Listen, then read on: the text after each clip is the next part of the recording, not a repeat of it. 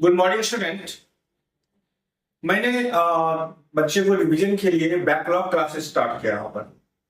Backlog classes revision अच्छी बात है, बच्चे रिवीजन करेंगे तो उससे इंप्रूवमेंट आएगा। लेकिन होता क्या है कि बच्चे फॉर्मूला याद करने के बाद भी क्वेश्चन में अप्लाई नहीं कर पाते। उनका एप्लीकेशन नहीं होता कि किस क्वेश्चन में कैसे कौन सा फॉर्मूला लगाया जाए।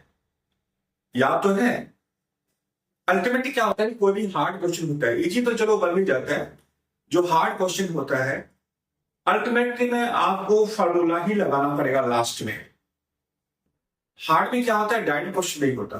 मतलब कुछ एनसीईआरटी क्वेश्चन मान लीजिए एग्जाम्पल क्वेश्चन है, कुछ ऐसे क्वेश्चन हैं जहां पर बच्चे फॉर्मूला तो लगाते हैं डायरेक्ट क्वेश्चन, कुछ क्वेश्चन ऐसे होते हैं जो फॉर्मूला तक पहुंचाना पड़ता है और वहां क्या फॉर्मूला लगाया जाए बच्चे के दिमाग में काम करता है, तो उनका परफॉर्मेंस में कभी आ जाती है।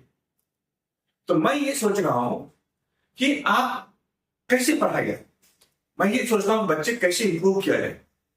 जिस फॉर्मूला आपने याद कर लिया, बहुत सारी फॉर्मूला याद कर लिया, तो आप एक फॉर्मूला पकड़े कोई भी, जैसे अलजेब्रा में है या ट्रिग्नोमेट्री में फॉर्मूला पकड़े या कैलकुलस में डिफरेंशिएशन, जो भी टॉपिक है, आप फॉर्मूला को 3 से 5 भाग, 3 4 5 5 टाइम, जब डिपेंड स्टूडेंट, कुछ बच्चे तेज हैं और वो 2-3 फॉर्मूला एक साथ चलते हैं, कुछ बच्चे का एवरेज बिलो एवरेज बच्चे हैं। आप सिर्फ एक फॉर्मूला पकड़ें और उस पर जितने क्वेश्चंस है एनसीईआरटी से स्टार्ट करें।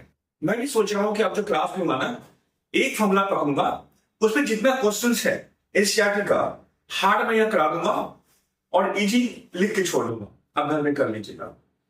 फिर मैं दूसरा फॉर्मूला पकड़ूंगा और फिर उसी पर क्वेश्चन करूंगा।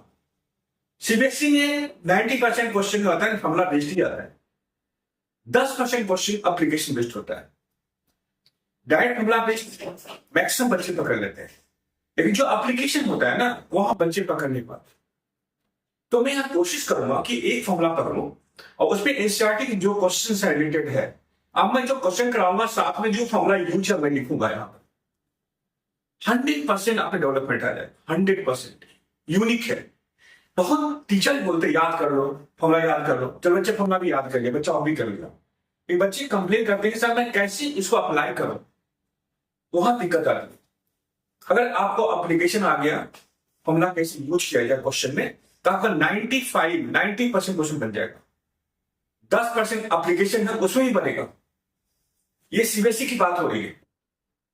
जब इंजीनियरिंग में जाओगे आईआईटी में, बीसेट में, उसमें क्या होता है एक क्वेश्चन में 3 या 2 थ्योरी लगा होता है, 2 चैप्टर लगा होता है, चैप्टर का थ्योरी।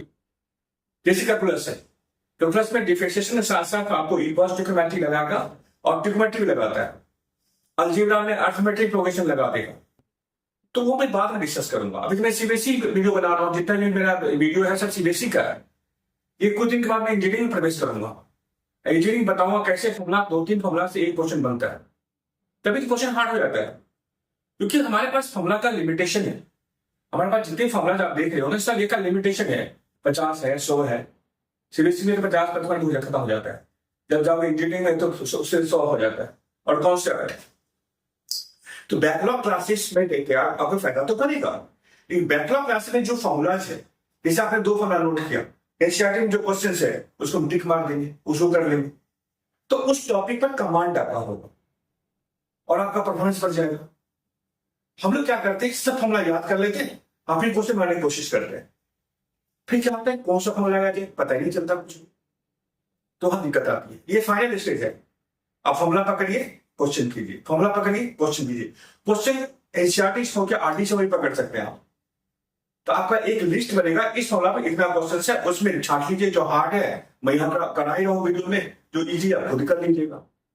100% आपका परफॉर्मेंस बढ़ जाएगा।